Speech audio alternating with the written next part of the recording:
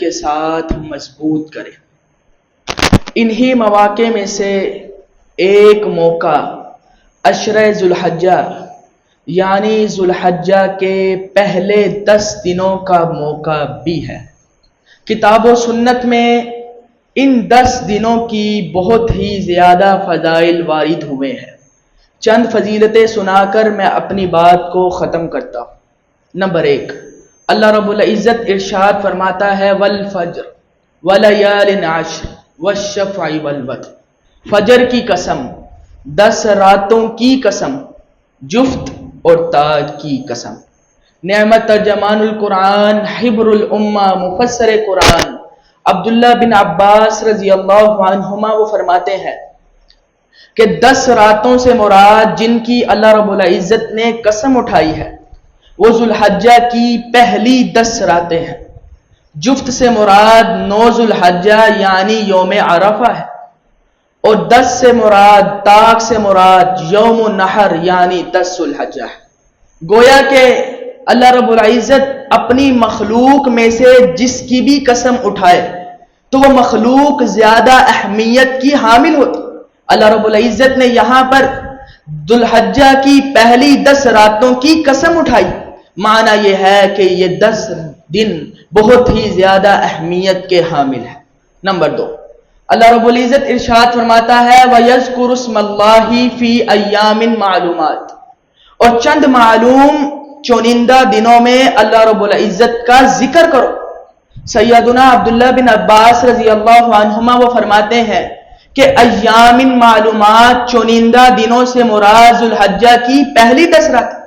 ویسے تو اللہ رب العزت کا ذکر ہر سال کے، ہر مہینے کے، ہر ہفتے کے، ہر دنوں میں کیا جاتا ہے، مگر اللہ رب العزت کا ذکر ان 10 ایام میں خاص طور پر کرنا چاہیے، کیونکہ اللہ رب العزت اس کا خود حکم فرما رہے ہیں کہ چنندہ دنوں میں اللہ رب العزت کا ذکر کرو۔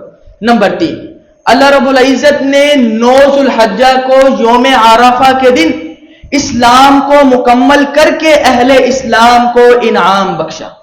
ایک یہودی عمر ابن خطاب رضی اللہ عنہ کے پاس آیا اور آ کر کہنے لگا کہ اے عمر، ایک آیت تمہاری کتاب میں اتری ہے، اگر وہ آیت ہماری کتاب تورات میں نازل ہوتی تو ہم اس دن کو عید کا دن بنا لیتے۔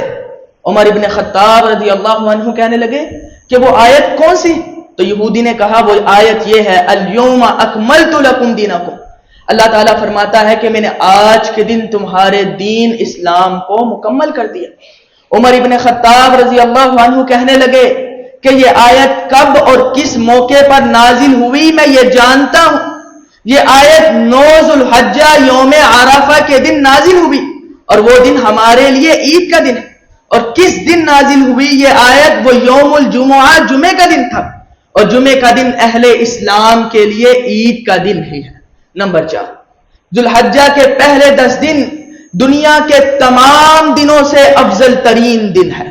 رسول اکرم صلی اللہ علیہ وسلم نے فرمایا افضل ایام الدنیا ایام العشر، دنیا میں جتنے بھی دن ہیں سب دنوں سے افضل ترین دن ذوالحجہ کے پہلے 10 دن ہیں۔ ایک اور موقع پر ارشاد فرمایا ما من ایام العمل الصالح فیہن احب الی اللہ من هذه الایام العشر، اللہ رب العزت کو کسی اور دن میں کیا گیا عمل اتنا محبوب نہیں ہے جتنا ان 10 دنوں میں کیا گیا عمل زیادہ محبوب ہوتا ہے۔ صحابہ کرام رضوان اللہ علیہم اجمعین نے سوال کر دی، اے اللہ کے نبی ولل جہاد فی سبیل اللہ، جہاد فی سبیل اللہ سے بھی نہیں؟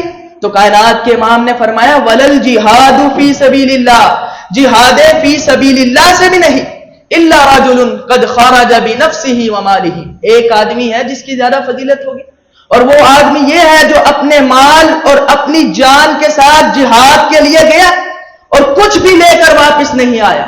معنی یہ ہے کہ شہید کی زیادہ فضیلت ہو سکتی ہے، اس کے علاوہ کسی اور کی نہیں۔